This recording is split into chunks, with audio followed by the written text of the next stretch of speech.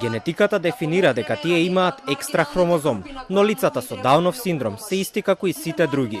Имаат исти интереси, сакаат да пишуваат и да пеат. Секој ден така да им покажат на луѓето колку тие можат да бидат креативни. Сакам да пеам, мислам повеќе, љубам да танцувам. Ена денес дојде заедно со своите пријатели и други хумани луѓе. Се собраа повеќе од 600 во градскиот парк.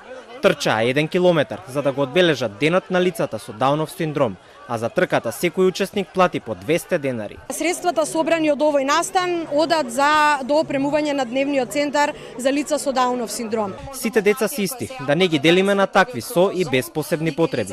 Ова што се случува денес во градскиот парк во Скопје е трка за сите, а родителите сметаат дека има уште многу начини на кои што државата може да ја подобри вклученоста и да ја подобри грижата за децата со Даунов синдром.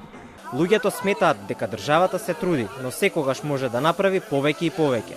Во некои училишта или факултети, лицата со Даунов синдром се уште се нерамноправни со другите. Тоа мора да се искорени. Добар пример за тоа се и некои земји од Балкана. Словени многу их уклучуваме свугде. Деца се уклучавају во активности, спортски активности, у знаност, у школу нормално, значи све. Не е ова трка за деца со посебни, за сите деца да е ова трка. Што е повеќе да се вклучени во сите пори на државата. Има уште можности, има уште шанси и мислам дека може и подобро. Децата со Даунов синдром од раѓање имаат различни таленти и способности.